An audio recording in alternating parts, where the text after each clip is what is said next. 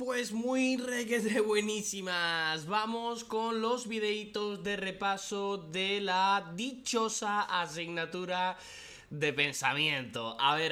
Por una parte tenemos las clasecillas donde vamos viendo minuciosamente cada apartado de cada cosita, intentando sintetizarlo, intentando pues entenderlo y darle forma, porque ya sabes que esta asignatura es una amalgama de tecnicismos que, madre mía.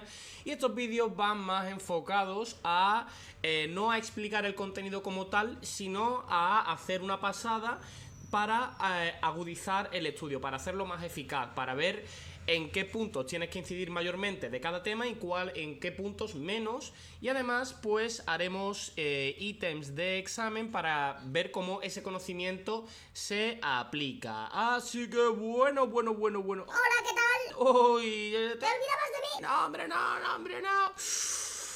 Vamos al lío. Vamos a ir viendo las pizarritas y vamos a ir viendo, vamos a ir comentando, ¿de acuerdo? Entonces... Vale, tío, vale, perfecto, vale. Perfecto, pues nada. Y además vamos a ir viendo los ítems, ¿de acuerdo? Así que bueno...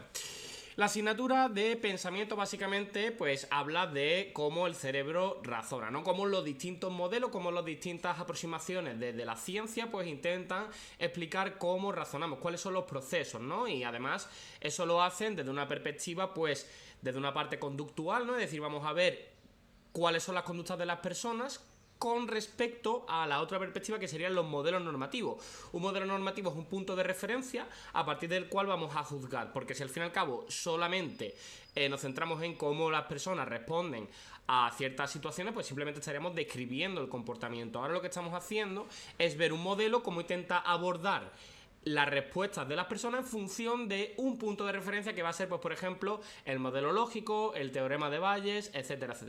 Bueno, la cosa es que siempre estamos recibiendo información y hay una diferencia entre acumular información, que sería, si te vas, imagínate la metáfora de estar en el campo, ¿no? Tener una mochila. No es lo mismo meterte cosas en la mochila, que sería memorizar, que aprender a utilizar esas cosas, que sería razonar, poder manipular todas las cositas que llevas en la mochila, ¿no? Que sería el conocimiento, ¿no? Pues la capacidad que tú tienes de manipular esa información sería el razonamiento. Para poder estudiar el razonamiento, pues hay que acotar, ¿no? Cada vez que te llevas algo a un laboratorio, hay que acotar un poquito la circunstancia, la situación. Y para ello, pues, se dice que hay dos formas de inferencia, de hacer inferencia, que sería la deducción y la inducción, que se estudian a partir de los argumentos. Un argumento es esa acotación, ¿no? Que sería la acotación de esa información para ver cómo la persona razona. Tiene por una parte las premisas, que también serían proposiciones, y la conclusión. Un argumento siempre es premisa más conclusión, y habría dos tipos. Deducción. En primer lugar, la deducción pues sería un tipo de razonamiento donde tenemos un conjunto de premisas, una conclusión. No nos vamos a salir de la información que te dan, ¿de acuerdo? Se dice que es hacia abajo, y bueno, lo importante aquí es saber que la deducción nos añade información y que se habla de que el argumento es válido o inválido. Hablamos de todo o nada, ¿de acuerdo? Las tareas que se pueden... Todo lo que está marcado así, ¿vale? Son cositas que entran en examen, ¿de acuerdo? De preguntitas. Las tareas, pues con respecto a las tareas, en el tema 2 te aparecen básicamente te dice una, pero marca esta parte de aquí que es súper importante, ¿de acuerdo? Porque las tareas básicamente es generar la propia... que el sujeto genere la conclusión, que elija una conclusión entre un conjunto, o que diga si la conclusión es válida o inválida, ¿de acuerdo? No verdadera o falsa, válida o inválida, ¿de acuerdo? Cuidadito con eso. Esos son los diferentes tipos de tareas que vamos a ver a lo largo del todo el temario, que se la van a poner a los sujetos para ver cómo responden en función de las respuestas, compararla con el modelo normativo para ver pues cómo funciona el rollo, ¿no? Cuando hablamos de deducción, ¿vale? El ítem, vamos con el ítem 5, que... ¡Por el culo! ¡Ey! Que me estoy adaptando, que esto no es fácil. Dice, una de las tareas utilizadas para estudiar el razonamiento deductivo consiste en presentar las premisas, dice, junto con un conjunto de conclusiones, y pedirle al participante que elija la conclusión que se sigue con alta probabilidad. Fíjate, la probabilidad nunca está relacionada con la deducción. No hablamos de probable o improbable, eso va a ir con la inducción. Hablamos de probabilidad en la inducción, por lo tanto no tenía nada que ver con razonamiento deductivo, eso se descarta. Y pedirle al participante que genere la conclusión si lo hubiera, que se sigue necesariamente de las premisas. Esta puede ser correcta, dice: junto con una conclusión y pedirle al participante que evalúe si la conclusión es verdadera o falsa. Nada, verdadero o falso no tiene, digamos, un sentido porque sería válido o inválido, ¿de acuerdo? Esta sería correcta si te pone válido o inválido, ¿vale? Cuidadito con eso. Así que bueno, se le pide al participante que genere su propia conclusión, ¿vale? Y ya veremos si esa conclusión es válida o no. Y si es válida, vamos a ver en qué situaciones. Y si es inválida, vamos a ver en qué situaciones para ir acotando ese razonamiento, ¿no? Bien. Un argumento deductivo es válido, ojo, ojo, solo si es imposible tener una conclusión falsa, imposible tener una conclusión falsa cuando las premisas son verdaderas. Y es inválido, ojo, cuando teniendo premisas verdaderas obtenemos una conclusión falsa. Cuidadito con eso, ¿vale? Bien, eso sería grosso modo lo que es el razonamiento deductivo. Aquí en los manuales, pues nada, tenéis todo lo que tienes que saber de la deducción, así a grosso modo en un primer acercamiento, ¿de acuerdo? Y ahora vamos con la inducción, fíjate. Si ven en la deducción, dice, todos los perros tienen hambre. Currito es un perro, Currito tiene hambre. Espérate que está ahí, te está mirando. Está ahí el perrete en el sofá. ¡Oh! Me está mirando, ¿tiene hambre? Pues sí, pero bueno, todavía le queda 1 hora y media para comer. Entonces, la comidita. ¡Ay, mi niño! Eso sería un argumento deductivo. Vamos con uno inductivo. El argumento inductivo va más allá de la información. ¿Por qué? Porque si yo veo un perro con hambre, luego veo otro, deduzco, bueno, no deduzco, no, induzco, que no me hagas tú las palabras, hay que tener cuidado con todo, vaya. Que todos los perros tienen hambre. Estoy yendo más allá de mis observaciones, ¿de acuerdo? Por lo tanto, por eso se dice que es hacia arriba, que va de lado particular, que serían los perros hambrientos. Como yo que siempre tengo hambre, pero no soy un perro, miau. Anda, hasta todos los perros del mundo, del universo, ¿de acuerdo? Por eso aquí sí hablamos de probable e improbable, porque ¿cómo de probable es que todos los perros tengan siempre hambre? Ahí estaría. No se habla de válido, sino de fuerte. No se habla de validez del argumento, sino de fortaleza del argumento. Un argumento inductivo es fuerte si... Bueno, si tenemos una... perdón, en este caso sería que no es fuerte, ¿no? Si teniendo una premisa verdadera, la conclusión falsa... No, sí, claro. La conclusión... Sí, es fuerte, perdonad, porque esto es un cacao. Si tenemos una premisa verdadera, es decir, si es cierto que tenemos los perritos con hambre, pues... que la conclusión sea improbable. Es decir, si esto es verdadero, ¿de acuerdo? Pues que esto sea improbable, que sea falso. Es decir, que esto sea probable, ¿de acuerdo? Que sea verdadero. Bien, ya te das cuenta que la asignatura es que tiene muchas perspectivas, ¿no? Ahora hablamos de eso. Bueno, centrándonos un poquito en el razonamiento deductivo, que bueno, aquí tienes el tema de la inducción, todos los puntitos que tienes que saber, y vamos con el razonamiento deductivo. Pues en el razonamiento deductivo, pues bueno, vamos a aplicar las reglas lógicas que tienes que saber que son completamente independientes del contenido. Es decir, yo puedo elaborar un argumento deductivo válido que no tenga ningún tipo de sentido en el mundo real y puedo describir la realidad de forma que desde la perspectiva lógica puede que no tenga sentido, puede que no sea válida. Es decir, realidad y lógica no van de la mano, ¿de acuerdo? A veces sí, pero otras veces no, ¿no? La lógica, pues, es el estudio de las relaciones entre proposiciones, entre las premisas, ¿no? Vamos a ver cómo, desde una perspectiva lógica, se debería de razonar. Se debería de pasar de una proposición a otra para llegar a una conclusión que fuera válida, ¿de acuerdo? Y bueno, lo de los operadores es súper importante. Tenemos, los operadores son, digamos, los caminitos que vamos a seguir, ¿no? Para identificar cada una de las premisas y cómo operan las unas con las otras, ¿no? Tenemos la negación, que es el único individual, que es el más débil, ¿de acuerdo? La conjunción y la disyunción y el condicional y bicondicional son, dentro de cada cuadradito, son iguales. Lo que pasa que lo más fuerte son el condicional y bicondicional. ¿Y cuál de los dos? Pues cualquiera de los dos igual de fuerte, ¿de acuerdo?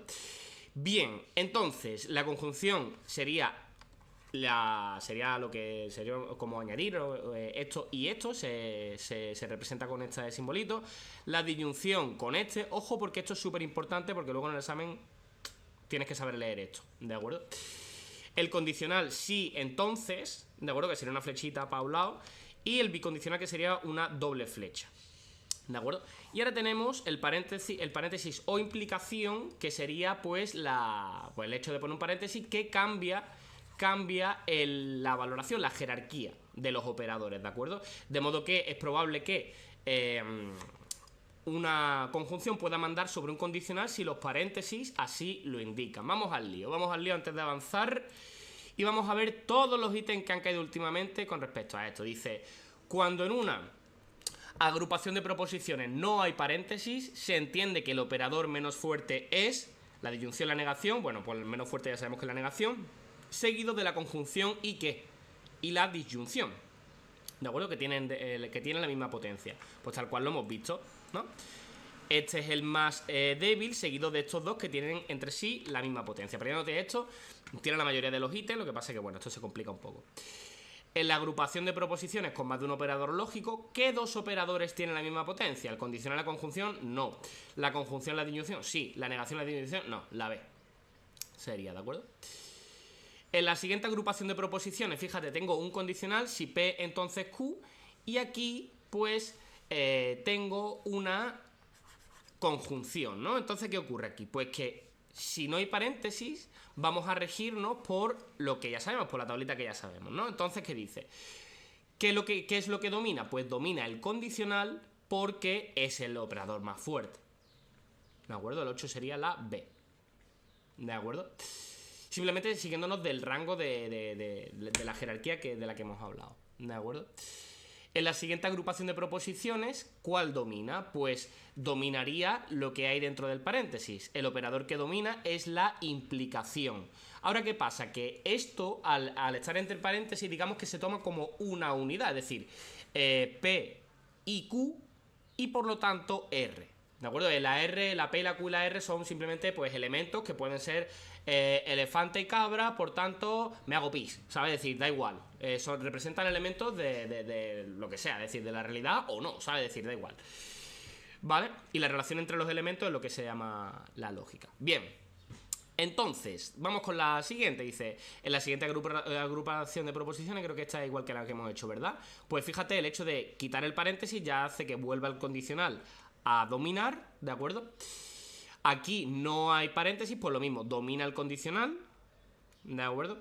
Aquí sí hay paréntesis, pero ¿qué pasa? ¿Qué no este paréntesis? Pues que este paréntesis, ¿de acuerdo? Hace que cambie un poco lo que es la jerarquía. Perdonad, es que esto es un comero de coco. Entonces, ¿qué pasa? Que ya de por sí dominaría el condicional, ¿no? El hecho de que el condicional esté entre paréntesis es como que lo agrupa y hace que domine, que se cambie el dominio por la conjunción. ¿De acuerdo? Es como que esto es un elemento y esto es otro. Pues primero se leería la conjunción porque esto, digamos que al estar entre paréntesis iría después y luego ya pues el condicional. ¿Vale? Oye, de aquí no se salen, ¿eh? Es decir, sabiendo hacer estos ítems, de aquí no se van a salir, así que nada, y sin más.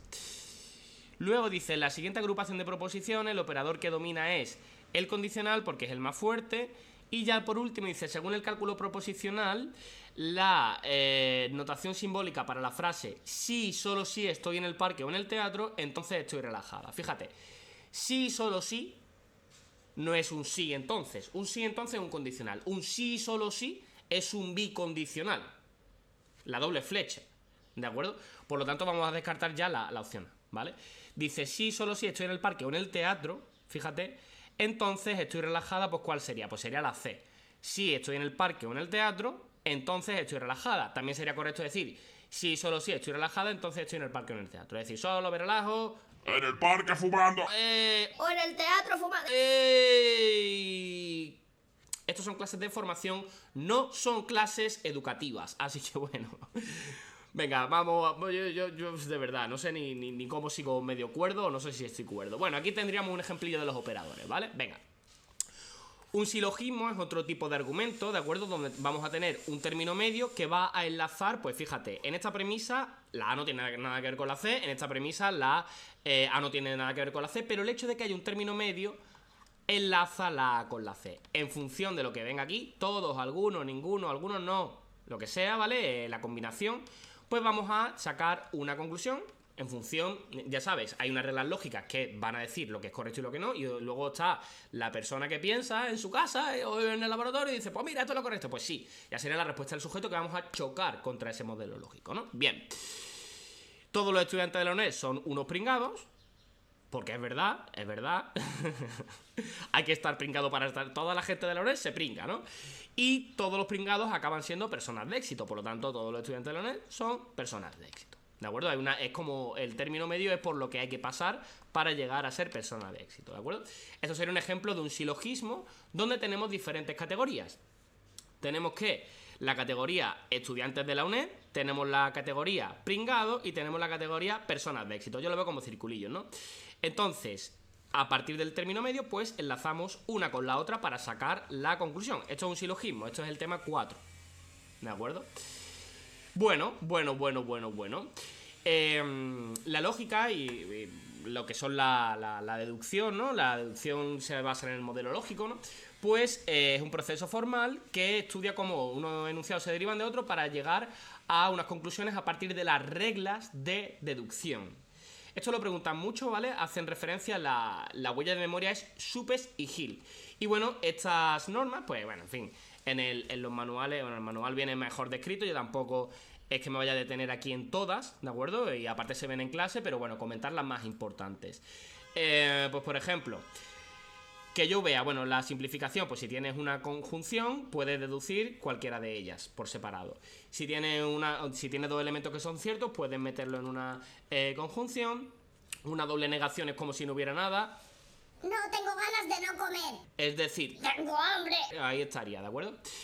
La adición, vamos a ver. Esto es importante para que entiendas que yo te diga patatas o huevos no quiere decir que haya patatas y huevos. Es decir, con que uno de los dos sea cierto ya es suficiente para que la premisa sea cierta.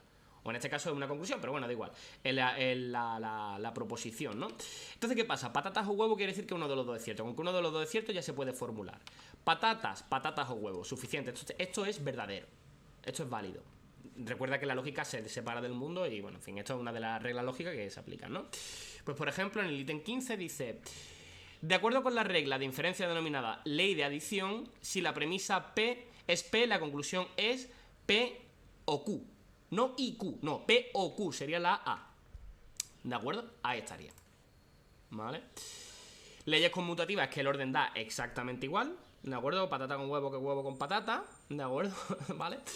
Y luego vamos con la siguiente, la regla de diferencia tochas. Tenemos que la P siempre, bueno, la P va a actuar como el antecedente y la Q como el consecuente. En un modus ponens, pues tenemos aquí el condicional, si P entonces Q, P, por lo tanto Q. Se da P, por lo tanto puedo deducir Q. Ojo aquí, en un condicional la que manda es la Q, porque es la que, básicamente si está o no está, ya se van a deducir cosas. Es decir, Q, quédate con la cosa de que es necesaria para P. Q es la que manda, ¿vale? Un modus ponens es simplemente tengo un condicional y tengo el antecedente. Afirmo el antecedente, pues por lo tanto no tengo el consecuente. ¿De acuerdo? Sin más. Esto es importante porque a lo largo del temario te lo ves, pero vaya, 1000 millones de veces. Un modus tollendo tollens o modus tollens, ¿de acuerdo? Como tú lo quieras llamar. Sería, tengo un condicional, niego el consecuente y por lo tanto yo no puedo decir que esté presente el antecedente, porque si estuviera el antecedente estaría el consecuente. Es decir, fíjate. Si está Q, sí o sí va a estar P, ¿vale? Porque si P, entonces Q. Si no está Q, no puede estar P, ¿vale? Ahí está el rollo. Si hay humo hay fuego, si no hay fuego, entonces no puede haber humo. ¿De acuerdo? ¿Sabes lo que pasa? Que muchas veces razonando hay un curso temporal. Pues por ejemplo, primero va el fuego y luego va el humo. Entonces la mente mete esos factores, esas limitaciones, ese contexto, ¿no? Entiéndelo como dos elementos separados. Si cabra, entonces pis. No hay pis, entonces no hay cabra. Ya está. Y ahí estaría tu mente haciendo un vínculo causal diciendo, claro, porque la cabra bebe agua, pero en fin. Luego tenemos, bueno, el 17 y el 19, vamos al lío. El 17 dice: selecciona la conclusión que es válida para las premisas. Si en la tienda tienen calabacines, entonces tiene berenjena. Si P, entonces Q. No Q, por lo tanto, no P, que sería la A. Lo podría marcar, ¿por qué no? Venga. Y luego tenemos el 19, ¿no? Dice, la inferencia modus tollendo tollens, P entonces Q, ¿cuál será la premisa? Pues sería no Q, por lo tanto no P. No Q, por lo tanto no P, es la C. ¿De acuerdo? Ahí estaría el asunto. Oh, yes. El modus tollendo opponens solo se ve en esta parte del temario, así que apréndetelo muy bien. Simplemente tengo una disyunción, pues si niego uno, tengo el otro. Mira, ¿tú qué quieres? Ginebra whisky. No hay ginebra. Pues whisky. No sé si se ha escuchado el tin, tin, tin. Si se ha escuchado, de verdad que lo siento, porque esto es algo que, bueno, en fin, me da un susto yo, te habrás dado un susto tú. Compartimos sustos a lo largo del espacio-tiempo. En fin, lo siento. Bien, entonces, vamos con el siguiente, que, bueno, el modus tollendo opponens, porfa, estudiatelo muy bien, porque solo cae aquí, luego no se vuelve a ver, y luego te lo preguntan en el examen y ¡boom! ¿De acuerdo? Vamos con el ítem 22. Dice, la regla de inferencia tollendo opponens, P o Q, no tengo P, la conclusión es Q. ¿De acuerdo? Ahí estaría. Muy bien, ¿vale? Vamos con el silogismo hipotético. Un silogismo hemos dicho que es un argumento donde hay un término medio que enlaza los elementos que no están enlazados en un primer momento, ¿no? Entonces dice, si yo tengo dos condicionales donde el consecuente de uno es el antecedente del otro, puedo ahorrarme ese término medio, ¿no? Ese consecuente antecedente y deducir que, pues ahí lo tiene, dice, si hay sol hay playa, si hay playa hay alcohol. Y aquí Bad Bunny se equivocó y no es si hay alcohol hay sexo, no, es si hay sol hay alcohol, ¿de acuerdo? El sol, entonces alcohol. Bien, vamos con los ítems 23 y 24. Pues lo mismo, de acuerdo con la ley de silogismo hipotético, pues mira cómo te lo preguntan. Esto es otro ejemplo que solo te lo enseñan aquí y que puede caerte en el examen, así que tenlo muy presente. PQ, QR, por lo tanto, P, si P entonces R, la conclusión sería la C. Y luego el 24, lo mismo, ¿vale? La conclusión es si P entonces R. ¿Vale? Que te lo preguntan de ambas formas, poniéndotelo así, bueno, en fin. Tenlo presente, ¿vale? Que te lo pueden preguntar. Bien. Silogismo disyuntivo, esto no ha caído de momento, pero bueno, hay que tenerlo medio presente. Si tenemos una disyunción y cada uno de los elementos es el antecedente de un condicional, pues podemos deducir una disyunción entre los dos consecuentes. En fin, sin más, ¿vale? Sin más, los cojones. Bueno, dice, si tienes que decir festival o rave, ¿nos vamos al festival o la rave? Festival sería dormir en tienda de campaña, rave sería dormir en el suelo. Pues la decisión puede ir en función de ¿qué prefieres, dormir en tienda de campaña o dormir en el suelo? Ahí estaría, ¿vale? Las bicondicionales, pues nada, se puede descomponer en dos condicionales, ¿de acuerdo? Sin más, ¿vale? Una bicondicional quiere decir que si P entonces Q y si Q entonces P. Ojo, ojo, que las bicondicionales, la negación del antecedente es la del consecuente y la negación del consecuente es la del antecedente. No se podría decir, no sería como el modus tollens, ¿de acuerdo? Fíjate que si niego el consecuente, niego el antecedente solamente, ¿de acuerdo? Pero si niego, por ejemplo, el antecedente, no tengo por qué negar el consecuente. Céntrate en esto, ¿vale? Fíjate. Si yo niego el consecuente, sí o sí no se ha dado el antecedente. Si yo niego el antecedente, no tiene por qué negarse el consecuente. No tiene por qué, la Q es la que manda, ¿vale? Cuidado con eso, luego lo vemos en las tablas de la verdad. Las tablas de la verdad. Pero hay que tenerlo, ahora ya hay que ir dando un poquito de nociones, ¿vale? Luego vemos lo que se llaman falacias, que es lo que no se puede deducir a nivel lógico, ¿vale? De momento estas son las reglas. Luego tenemos el 12, ojo, el 12 que simplemente tienes que saber que una premisa se puede introducir en cualquier punto de la deducción. Tenlo presente, ¿vale? Porque esto lo podrían preguntar, ¿de acuerdo? Cuidadito con eso. Tú tienes un argumento, siempre le puedes meter más premisas, ¿de acuerdo? Y siempre pueden haber reglas lógicas que lleguen a una conclusión válida, ¿vale? ¿Esto qué quiere decir? Pues que, bueno, que estas reglas lógicas no son todas las que hay. Es decir, no, bueno, sí, estas reglas lógicas son todas las que hay, entre comillas, pero ojo que el modus tollens, el modus ponens y todas esas cosas no son las únicas formas de hacer argumentos. Siempre hay formas nuevas. ¿Y qué pasa? Pues que para evaluar la validez de un argumento que tú te inventes, que no hayas visto ya, ¿de acuerdo? Porque, claro, como siempre le puedes añadir cosas nuevas, pues habría que hacer las tablas básicas de la verdad. Es decir, está el modus ponens, el modus tollens, y habrá, pues por ejemplo, fíjate que antes hemos negado el consecuente, ¿de acuerdo? ¿Y qué pasa? Pues tenemos que ver si un argumento que tú te inventes es válido o no es válido, ¿de acuerdo? Porque no todo está abarcado en estos argumentos, es decir, siempre te puedes inventar alguno porque siempre puedes añadir, ¿no? Entonces, ¿qué pasa? Pues que las tablas básicas de la verdad tienen el objetivo de encontrar una conclusión falsa si las premisas son verdaderas, es decir, evaluar si el argumento es válido o no es válido, que eso es lo que vimos justamente aquí. ¿De acuerdo? Un argumento es válido si es imposible que la conclusión sea falsa si su premisa es verdadera. Es inválido si teniendo una premisa verdadera la conclusión es falsa, ¿no? Entonces, tenemos aquí todas las posibilidades, ¿vale? En una negación, en una conjunción, disyunción, condicional y bicondicional, donde tenemos aquí en P y en Q, fíjate, todas las combinaciones, verdadero, verdadero, verdadero, falso, falso, verdadero o ambos falsos, ¿de acuerdo? Y en función de cómo trabaja el operador, pues vamos a ir sacando si la conclusión, o bueno, en este caso el operador da como verdadero o falso. Pues por ejemplo, en una negación pues va a ser lo opuesto, siempre. Si P es verdadera, no P va a ser falsa. Si P es falsa, no P va a ser verdadera. Luego tenemos aquí, pues, en una conjunción solo va a ser verdadera la conjunción si ambas, tanto antecedentes, bueno, perdón, no hay antecedente y consecuente aquí, sino si ambos elementos son verdaderos, ¿de acuerdo? En el momento que uno de los dos sea falso o los dos, esto va a ser falso, ¿vale? La disyunción con que uno de los dos sea verdadero, pues suficiente, fíjate. Esto era aquí. A ver. Ay, no. ¿Dónde era? Ah, bueno, no, sí, en la primera pizarra, que es que imagínate el mapa mental aquí, ¿no? En la adición, pues fíjate que esto es verdadero. Simplemente con que haya patata ya puedo decir patatas o huevo, ¿no? ¿De acuerdo? Entonces, ¿qué pasa? Que con que uno de los dos sea verdadero, pues ya eso es, la disyunción sería verdadera, ¿de acuerdo?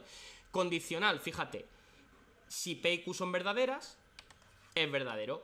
Si P es verdadero pero no está Q, es falso. ¿Por qué? Porque es imposible que esté P y no esté Q, porque si P, entonces está Q, ¿de acuerdo? Pero Q podría estar a pesar de no estar P, es decir, puede haber otras causas que liciten Q, que causen Q, ¿de acuerdo? Por lo tanto, Q es necesario para P, pero P es suficiente para Q. Ahora vamos con necesario y suficiente, pero bueno, para que vayas atinando, ¿no? Para que vayas afilando. Entonces, si P es verdadera y Q es falsa, ese condicional es falso, es decir, no se puede dar. Ahora, ¿qué pasa? Que puede darse que la P sea falsa, pero que se dé Q, eso sería verdadero. O que ambos sean falsos, entonces en ese caso sería verdadero porque se puede dar. Si no P, entonces no Q, ¿vale? Y cuidadito con, bueno, vamos con el 33, 34, 35, ¿de acuerdo? Vamos a ver qué nos preguntan por aquí. ¿Vale? Todo esto son preguntas de examen. Dice, de acuerdo con el método básico de las tablas de verdad, seleccione la combinación de valores de verdad de las premisas y la conclusión para un argumento inválido. Pues un argumento es inválido si siendo las premisas verdaderas, la conclusión es falsa. Sería la A, ¿de acuerdo? En la tabla de verdad del bicondicional, fíjate, un bicondicional, en este caso, pues, con que una de las dos sea... Bueno, espérate. Fíjate, si P entonces Q, si Q entonces P. Si solo si P, entonces Q. Si solo si Q, entonces P. Es decir, ¿vale? Ahí estaría. Entonces, si ambas son verdaderas, va a ser verdadero. Y si ambas son falsas, va a ser verdadero. Pero si una de las dos es falsa, ya no es posible que eso sea verdadero. ¿De acuerdo? De momento no estamos... fíjate que simplemente estamos con los operadores, ¿vale? No estamos yendo más allá. Y te dice el bicondicional. ¿Cuál era? El 34. Estamos en el 34. En la tabla de la verdad del bicondicional, cuando P es falsa y Q es verdadera, el bicondicional es falso. ¿De acuerdo? Ahí estaría. En la tabla de verdad del operador del bicondicional, cuando P es verdadero y Q es falso. También. ¿De acuerdo? Ahí estaría el rollo. Y bueno, simplemente pues vemos cómo hacemos un modus ponens y vemos cómo no encontramos, siendo las premisas verdaderas, una conclusión falsa. ¿De acuerdo? O el modus tollens, no encontramos ninguna conclusión falsa siendo la premisa verdadera. Ambas premisas verdaderas, ¿de acuerdo? Sin embargo, si afirmamos el consecuente, es decir, si decimos si P, entonces Q. Q, por lo tanto, P. Vemos cómo esto es una falacia porque en el momento en el que ponemos, fíjate, vamos al lío. P es verdadera, pues la ponemos la P verdadera aquí. Q es verdadera, pues la ponemos aquí, verdadera, ¿de acuerdo? Por lo tanto, fíjate que en un primer momento lo que hemos hecho es... Disculpad que es que esto satura. Poner esto tal cual, ¿vale? Esto lo hemos puesto aquí, tal cual. Y ahora le hemos dado, hemos puesto el argumento Q, por lo tanto P, ¿de acuerdo? Y ahora ¿qué pasa? Que vemos cómo ponemos la V aquí, pues la P es verdadera. Le ponemos la F aquí, es falsa, ¿no? Entonces, ¿qué pasa? Tenemos una conclusión verdadera siendo las premisas falsas, pero bueno, eso no es lo que buscamos. Lo que buscamos es una conclusión falsa siendo la premisa verdadera. Y efectivamente, cuando tenemos aquí una V y una V, que esta vendría de aquí. Repito, ahora no lo tienes que entender, lo estamos repasando, ¿vale? La clase es cuando lo hemos machacado. Pues obtenemos una conclusión falsa. De modo que las falacias serían afirmar el consecuente, es decir, si P entonces Q, Q por lo tanto P, eso no sería lógico, ¿de acuerdo? No se rige por las reglas lógicas. O negar el antecedente. P, si P entonces Q, no P, por lo tanto Q. ¿De acuerdo? ¿Por qué? Porque de la misma forma tenemos que siendo las premisas verdaderas, obtenemos una conclusión falsa. ¿De acuerdo? Creo que esto sería no P, por lo tanto no Q. ¿Vale? Negar el antecedente, es decir, si no está P, por lo tanto no está Q. Ahí estaría. ¿De acuerdo? Pero bueno, en fin, el caso es que va a dar lo mismo. Las falacias son, ojo, apréndetelo de memoria y luego razónalo de la forma que puedas. Afirmar el consecuente o negar el antecedente, ¿vale? Ambas son falacias porque no se rigen por las reglas lógicas y por lo tanto las inferencias pues no son válidas, no sirven para nada. Bien, vamos con el razonamiento inductivo. Sigue teniendo hambre, dale de comer a mí también. Efectivamente, tenemos aquí a Hume, ¿de acuerdo? Que era un filósofo que se rayaba, ¿no? Porque decía, venga, sí, en la deducción lo tengo todo acotado, todo perfecto, puedo aplicar las reglas. Lo que pasa es que la inducción no. ¿Por qué? Porque la inducción va más allá y nunca voy a poder ser capaz de conocer todos los perros del universo para decir si eso es verdadero o falso. Por lo tanto, hablamos de probable o improbable. Hablábamos de la ley de la uniformidad de la naturaleza como punto de apoyo. Es decir, siempre y cuando un fenómeno sea regular, podemos inferir que seguirá siendo regular en el futuro, ¿de acuerdo? Por lo tanto, la deducción se puede verificar, la inducción no se puede verificar. No hablamos de verdadero o falso, no hablamos de válido o inválido, sino de fuerza inductiva. Un argumento inductivo es fuerte, ¿vale? Si es improbable que su conclusión sea falsa si sus premisas son verdaderas. Vamos a ver dónde está el ratón. Un ratón chiquitín, aquí estaría. Un argumento inductivo no puede ser válido porque inductivo y válido no va. Tiene que ser fuerte solo si es improbable que su conclusión sea falsa cuando sus premisas son verdaderas. Tampoco hablaríamos de posible o imposible. ¿De acuerdo? Ahí está. Bien. ¿De acuerdo? Bien. Análisis de causas, ya ves. Y aunque te creías perfecto, análisis de causa y efecto. Lo tenía que hacer. Hoy pagas por cada error. Oh yes, los errores, madre mía. Análisis de causas y efectos. Una causa es una condición que produce un efecto. Las causas pueden ser o bien necesarias, es decir, una causa necesaria es cuando, para que se dé el efecto, esa causa sí o sí tiene que estar.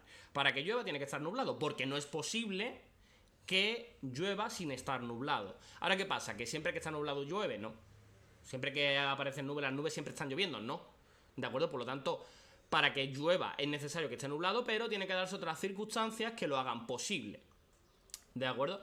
Sin embargo, pues para que las calles estén mojadas es suficiente con que llueva, pero también podría estar el camión de la limpieza limpiando las calles y eso hace que se mojen, ¿no? Es decir, una causa necesaria es aquella que sí o sí tiene que estar para que el fenómeno se dé, pero no tiene por qué provocarlo, hacer que ocurra, ¿de acuerdo? Darle la patada para que eso ocurra. Y una causa suficiente es aquella que provoca el fenómeno, pero que podrían haber otras causas que también lo provoquen. Para que la calle esté mojada, que sería el efecto, el fenómeno, pues puede ser suficiente con que pase el camión y limpie. ¿De acuerdo? Ahí estaría. Y luego tenemos el efecto que se produce si aparecen las condiciones suficientes y se evita cuando elimina las condiciones necesarias. Claro, si quitas las condiciones necesarias, pues no puede darse el fenómeno, se evita. Si tienes las condiciones suficientes, pues el fenómeno se va a dar. ¿De acuerdo? Hay causas que pueden ser necesarias y suficientes, hay causas que solo son necesarias y otras que solo son suficientes. Vamos al lío. Imagínate que, por descuido de alguien, un vaso de cristal cae al suelo y se rompe. El efecto de la rotura del vaso se debe a una combinación de causas. El hecho de que el cristal sea un material frágil que se rompe fácilmente sería una causa ¿cómo? Si fuera una causa suficiente, todos los vasos de cristal se romperían. Porque ser de cristal es suficiente para que se rompan, ¿no?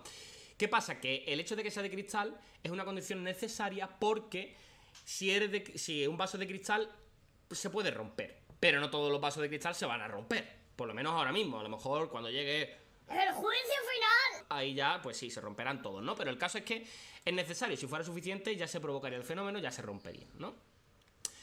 Esta lo eliminaron, pero lo he modificado un poquito para que sí que esté bien. La ingesta de un veneno de serpiente es una causa, ¿cómo? De la muerte por envenenamiento. A ver, tú puedes pensar que es necesaria, pero entonces solo te morirías por envenenamiento si ingieres un veneno de serpiente. Si ingieres un veneno de araña, no te vas a morir. Si ingieres un veneno tóxico, el arsénico, no te vas a morir, porque la única posibilidad de que te mueras por el envenenamiento sería una causa necesaria. El veneno de serpiente sería una causa necesaria y sería, por lo tanto, la única posibilidad de que te mueras por envenenamiento. Claro, esto no es cierto. ¿Por qué? Porque si fuera necesaria, la única forma de morirte por el veneno sería el veneno de serpiente. Pero te puedes morir por otros venenos. Te puedes morir por el veneno de la araña, la viuda negra, te puedes morir porque te tomas 1 litro de lejía, por lo que sea, ¿no? Entonces, ¿qué pasa? Que la muerte por envenenamiento se puede dar por más causas, es una condición suficiente. Si te muerde una serpiente, pues puedes morirte, pero si te pica una araña también. Por eso decimos que es suficiente, ¿vale? Bueno, los métodos de Mill. Esto solo se ve en este tema y hay que aprendérselo muy bien. Lo importante sería que aprenderte esta parte de aquí, ¿vale? Si A es suficiente para B, B es necesario para A, que esto es si P, entonces Q. Q sí o sí, si se va a dar P, por lo tanto es necesario, ¿de acuerdo? Y P es suficiente para que se dé Q, pero Q podría darse por otros factores. Entiendo que esto es difícil de entender en un primer momento, pero bueno, esa es la cosa que te tienes que aprender, ¿de acuerdo? Si C es necesario para D, D es suficiente para C. Ya está, sin más. ¿De acuerdo?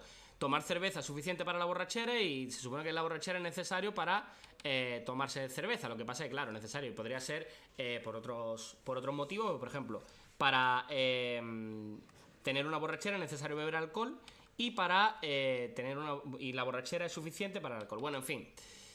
Esto es una mierda.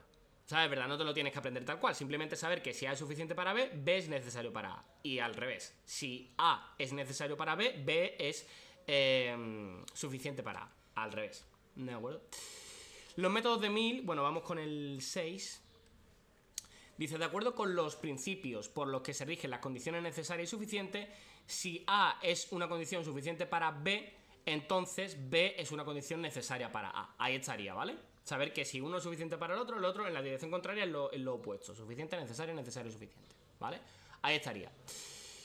Bien, tenemos que saber para los métodos de Mill, que son métodos para identificar si una causa es suficiente o necesaria. ¿De acuerdo? Al fin y al cabo tú estás en la naturaleza y tienes que elaborar un método, una serie de pasos para conocer la realidad. Y eso pasa por hacer este protocolo en el cual vamos a poder averiguar si una causa o propiedad condicionante es necesaria o suficiente para producir un efecto, propiedad condicionada, ¿no? El método directo tienes que saber tipo de método y para qué sirve. Dice, el método directo de concordancia sirve para condiciones necesarias. Por lo tanto, ¿qué pasa? Una condición necesaria es aquella que si está se va a dar el fenómeno, ¿de acuerdo? O lo que es lo mismo, es imposible que si el fenómeno se da, la condición necesaria no esté.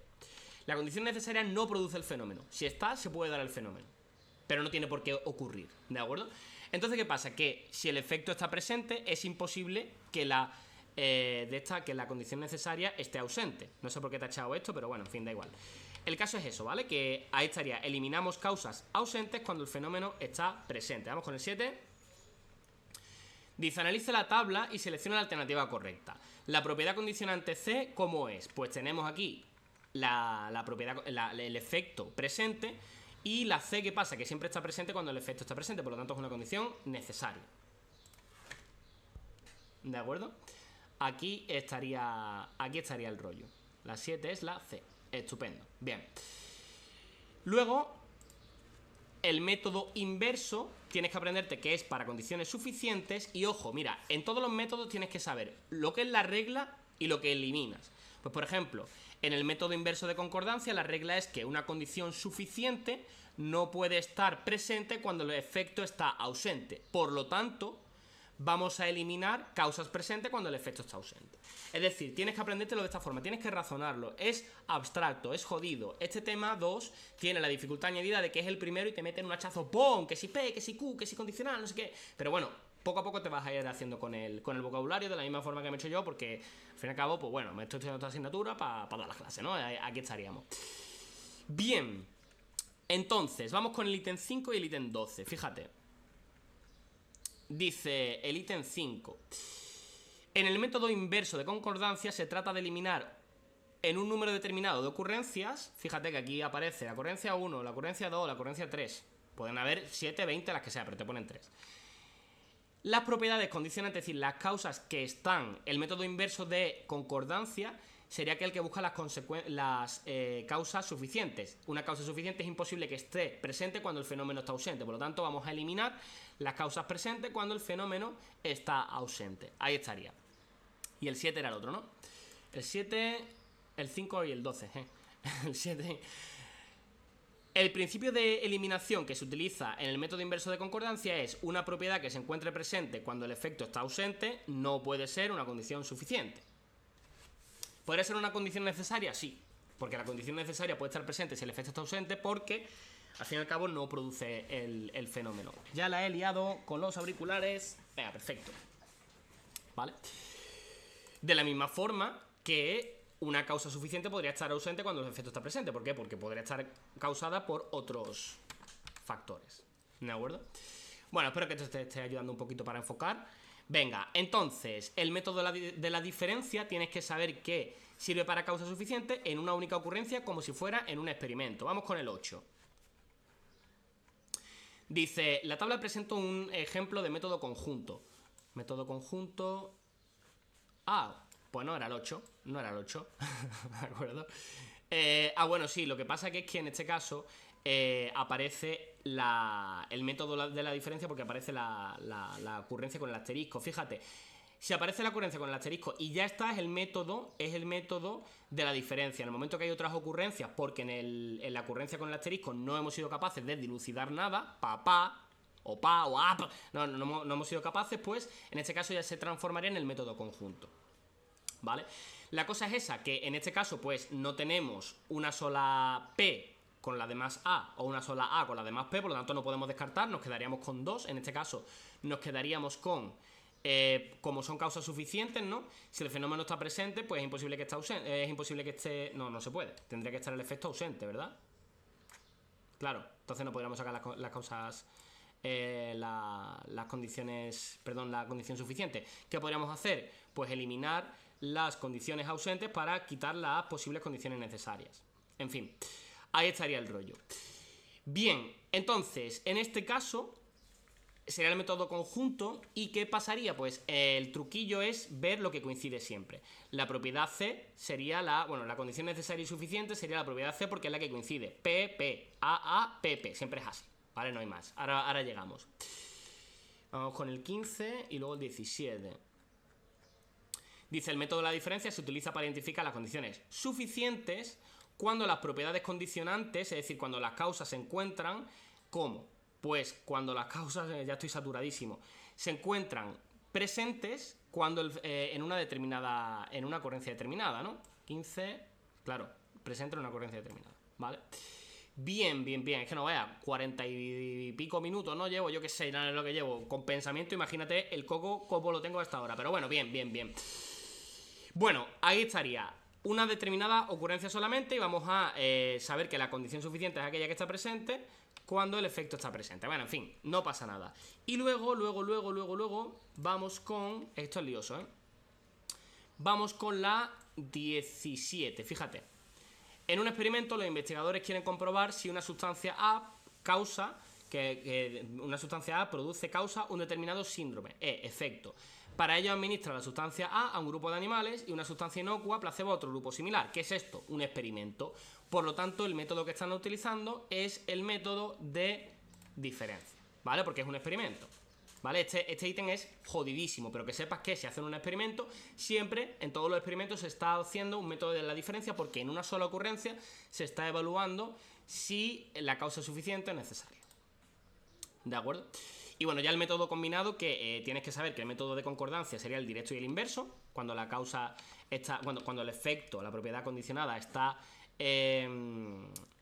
presente, ¿vale? Estaríamos evaluando las condiciones necesarias y cuando está ausente las condiciones suficientes, de modo que lo que coincide va a ser la causa necesaria y suficiente, ¿vale?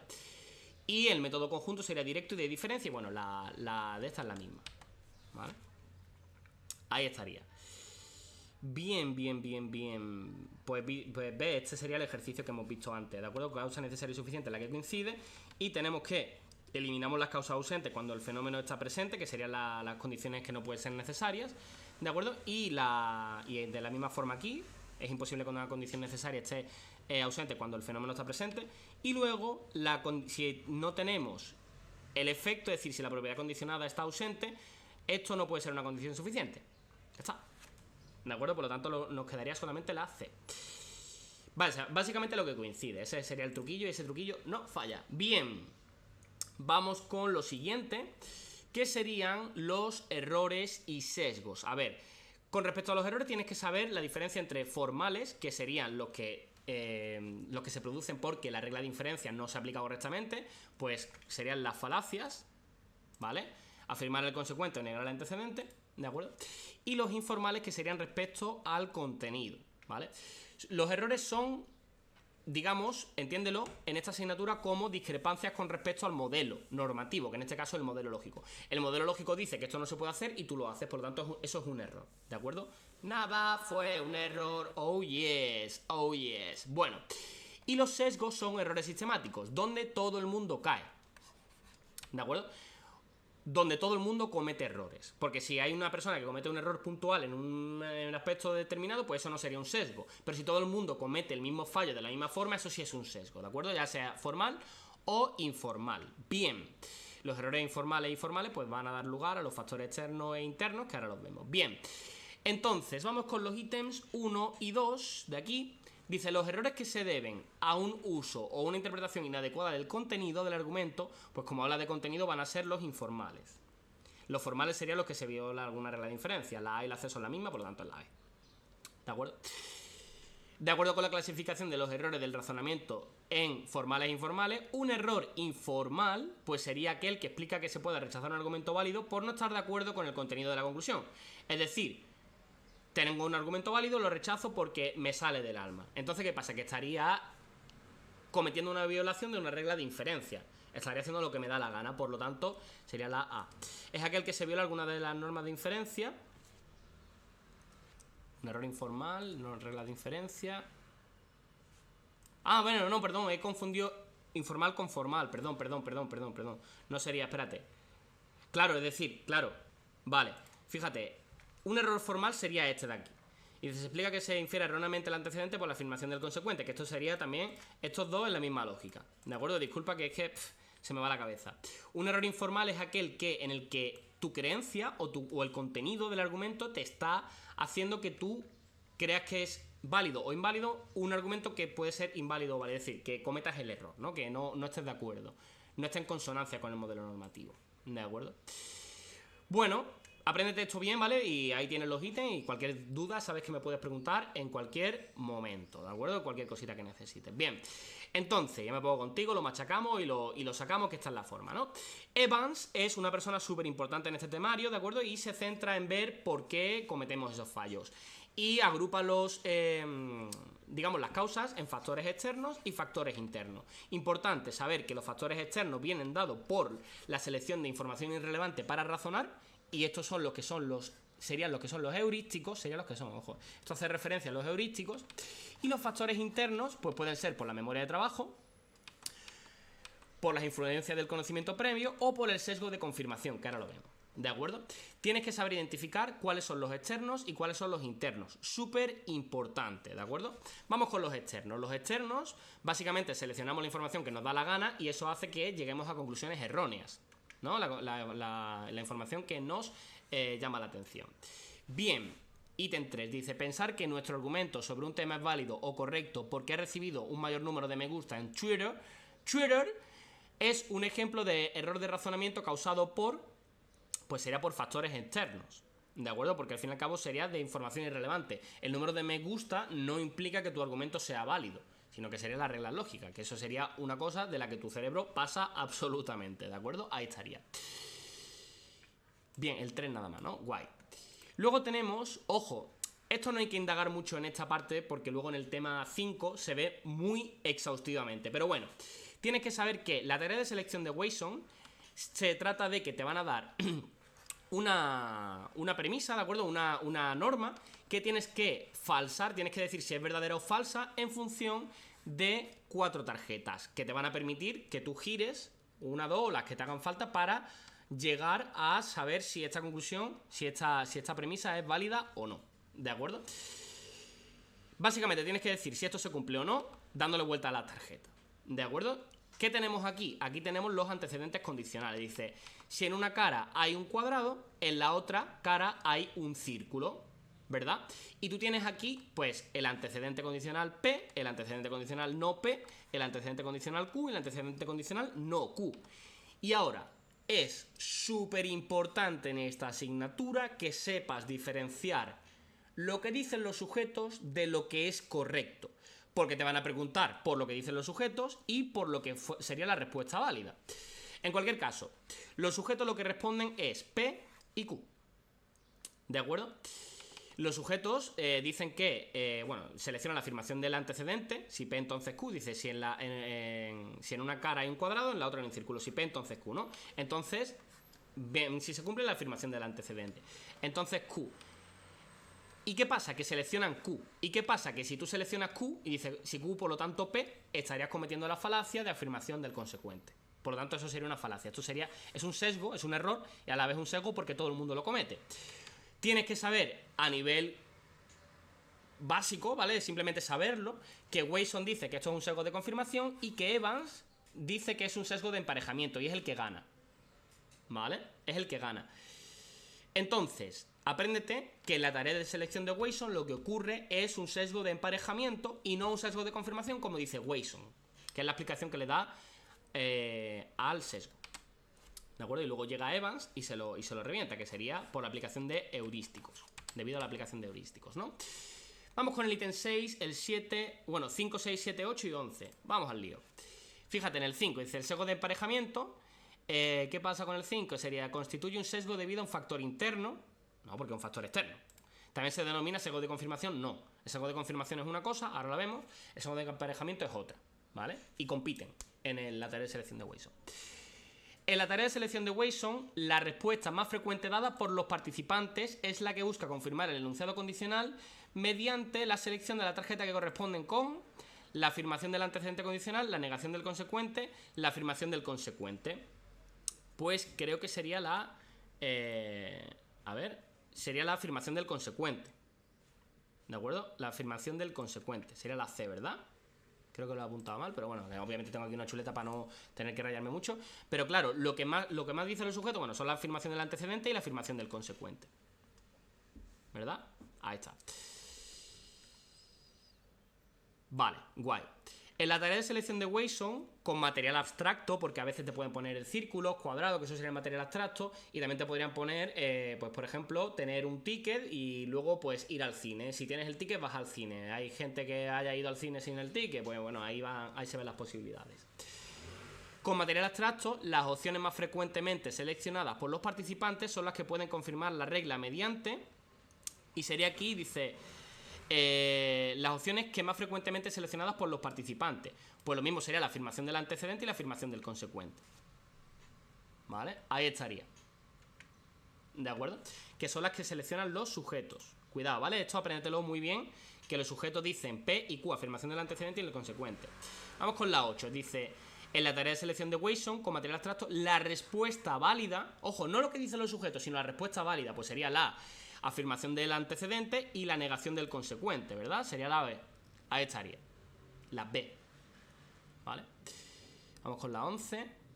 Según la propuesta de Evans, el efecto de emparejamiento de la tarea de selección de Wasson, que refleja, pues, según la propuesta de Evans, es la aplicación de la regla del modus tollens no tiene nada que ver. El filtrado de información de una etapa analítica del procesamiento, nada, la etapa analítica...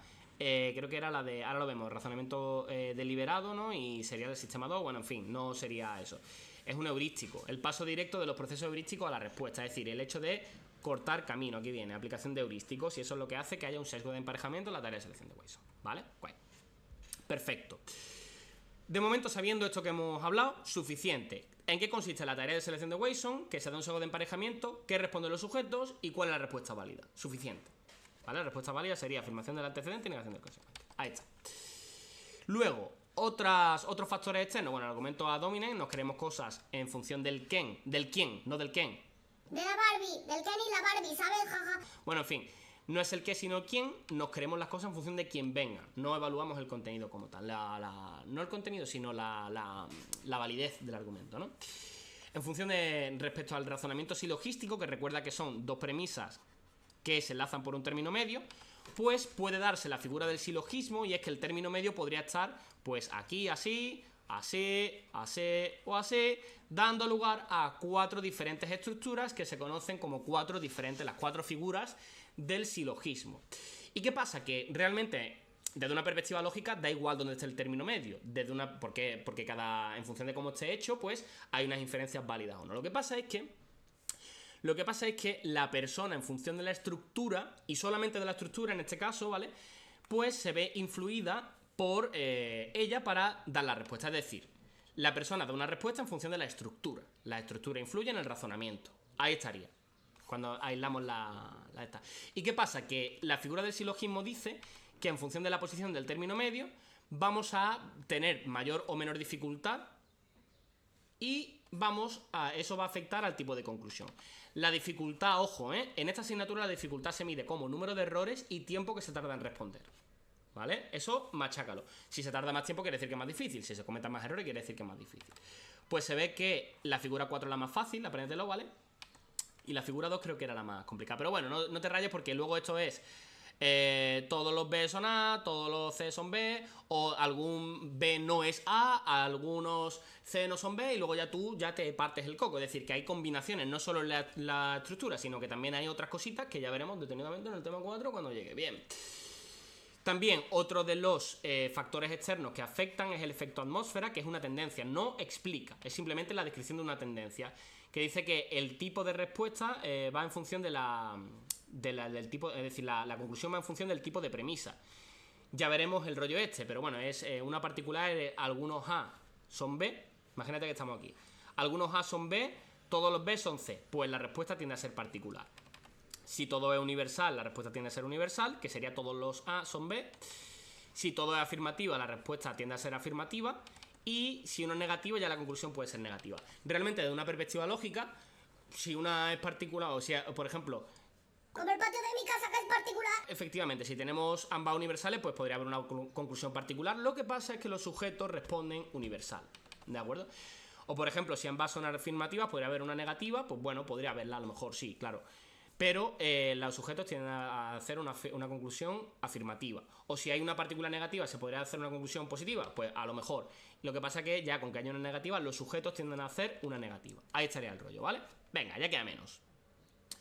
Respecto a los factores internos, apréndete muy bien que estarían dados por la capacidad limitada de la memoria de trabajo, que esto es algo, la memoria de trabajo es tu mesa de trabajo.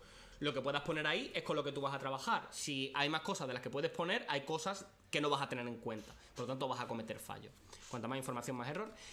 Capacidad limitada y la disponibilidad de la información, que es una restricción cognitiva. Estos dos son los factores internos que tienes que saberte, ¿no? Vamos con el ítem 14.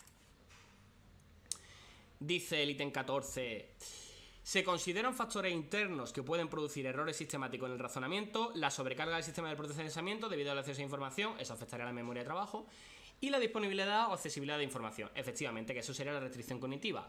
Lo que está más disponible, está más accesible, por lo tanto lo tienes más en cuenta, tiene más peso en tu razonamiento, por lo tanto ambas son correctas.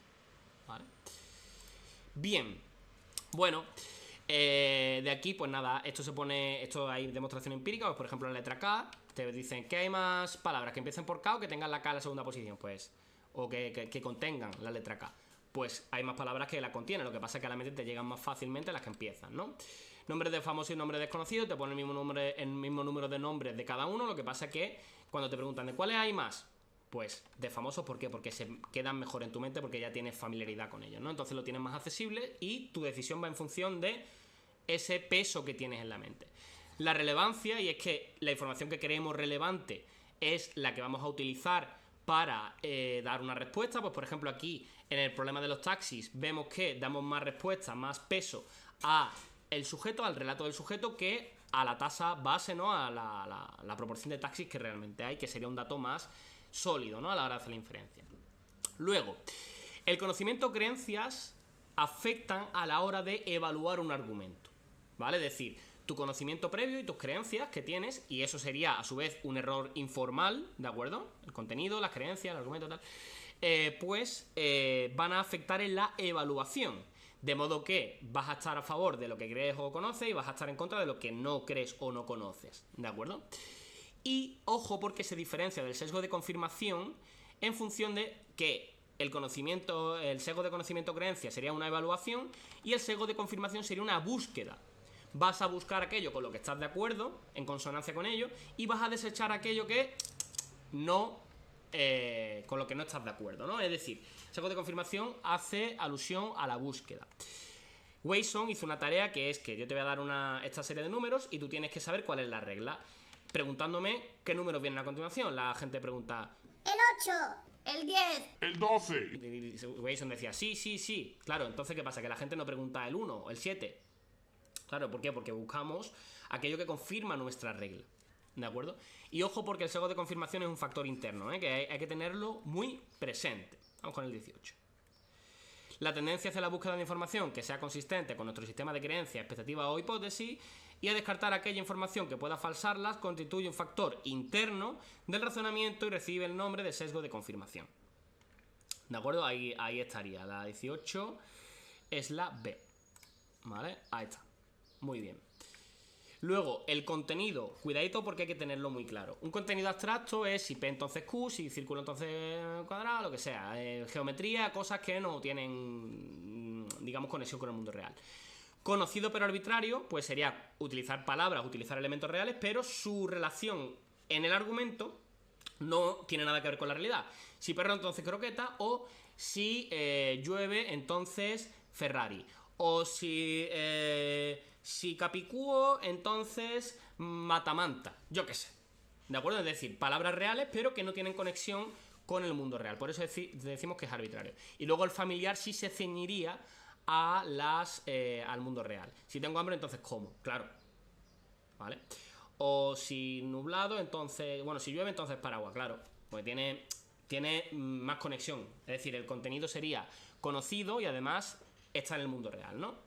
Vamos con esto, 23, 24, 25, nada. Esto no tiene mucha historia, tienes que saber identificarla. De acuerdo con la distinción de los tres tipos de conocimientos, cuando se utiliza letra o número como proposiciones, por ejemplo, si A entonces 7, ¿qué sería? Contenido abstracto.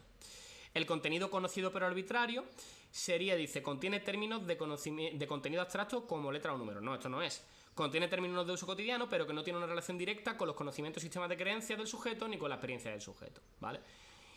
Esta sería, dice, contiene términos de uso cotidiano que tienen relación directa con los conocimientos. Bueno, esto sería un contenido familiar. El contenido familiar en los problemas de razonamiento sesga la información sistemática, facilita. Pues bueno, tienes que saber que a veces lo facilita y otras lo sesga. ¿Por qué? Porque la lógica no tiene relación directa con el mundo real.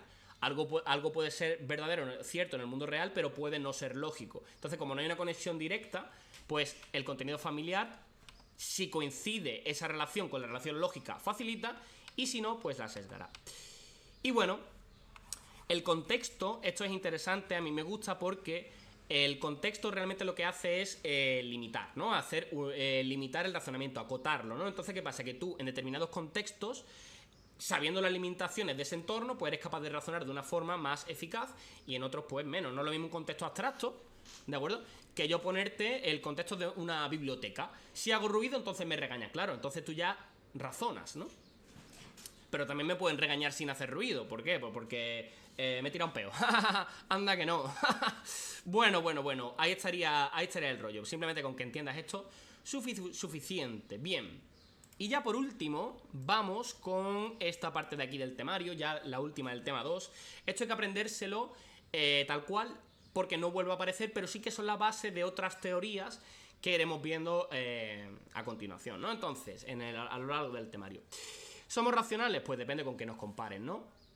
Entonces, hay diferentes enfoques que pretenden dar o desarrollar una serie de modelos que permitan dar explicación a nuestras decisiones, ¿no? Tenemos la competencia sintáctica restringida, que hace alusión a la competencia y a la actuación. Los fallos se producen en la actuación, pero que tú tengas fallos en la actuación no quiere decir que no tengas una competencia, que no tengas reglas lógicas para razonar. ¿De acuerdo? La competencia sería la capacidad, la actuación sería, pues, el desempeño, ¿no? El hecho de que tú en un momento determinado razones y puedas cometer un fallo. Vamos con la 27.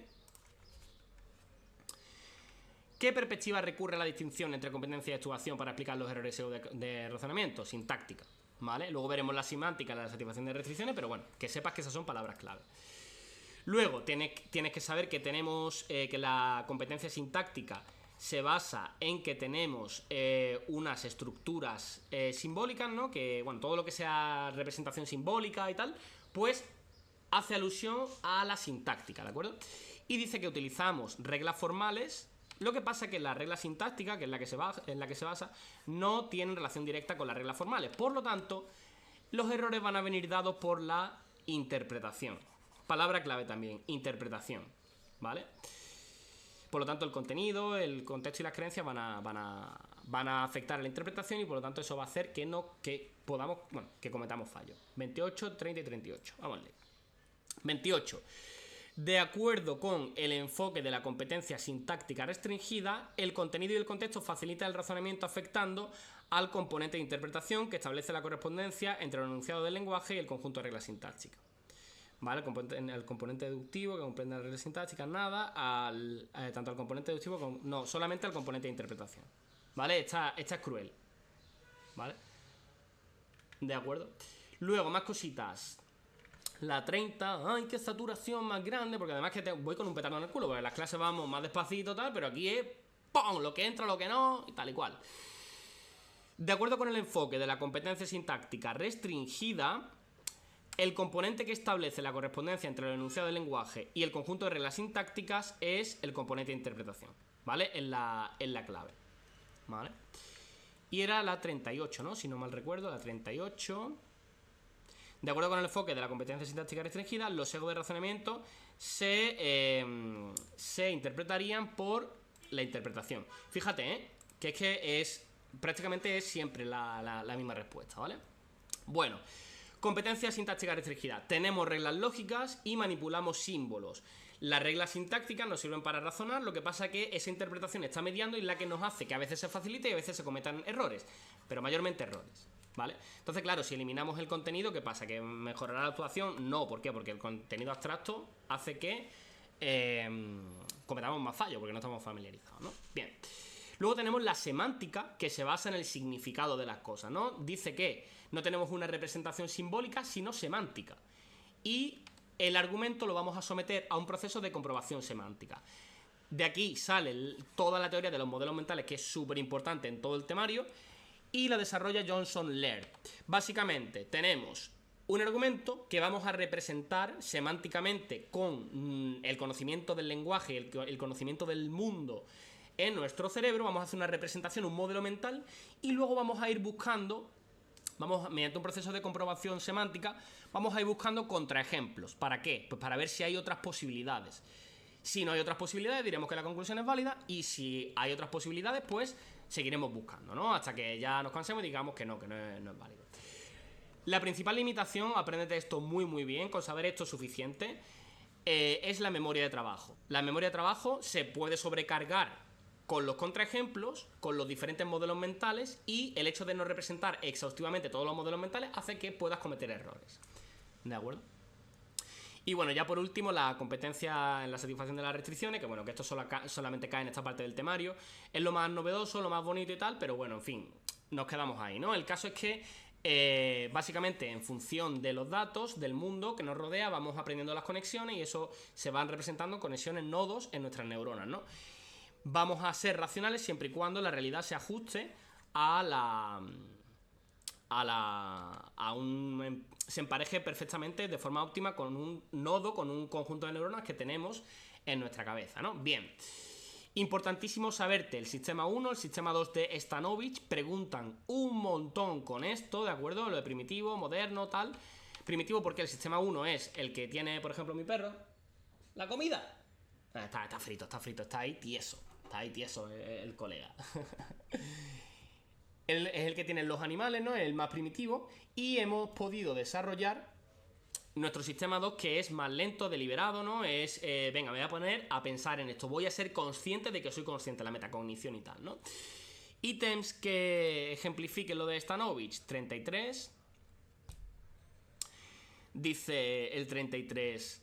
de acuerdo con la propuesta de Stanovich, en el marco del enfoque de la competencia y la satisfacción de restricciones, el sistema 1 es más antiguo y más rápido que el sistema 2, efectivamente. ¿Vale? El 33, el 34. De acuerdo con la propuesta de Stanovich sobre los procesos duales del razonamiento, el sistema 2 es serial y ¿qué? Analítico y descontextualizado. Ojo, el sistema 1 es contextualizado porque está en el entorno, está en el mundo real, ¿de acuerdo? Y el sistema 2 es descontextualizado porque tú piensas, abstraes, te lo llevas a tu mente, ¿de acuerdo? Y eres capaz de manipular esa información. Luego tenemos a Sloman, el integrador. Oh yes. Nada, simplemente que sepa que el sistema 1 es conexionista, el sistema 2 le mete representación simbólica, sin más. Y bueno, Evans y Over hacen una propuesta que luego la volveremos a ver en temas venideros, donde tenemos una racionalidad 1 y la 2. La 1 es implícita y es la de los heurísticos. Los heurísticos, ¿de qué se encargan? De seleccionar la información que te sale del alma para poder llegar a conclusiones, ¿no? Entonces, vamos a ver la 32, venga.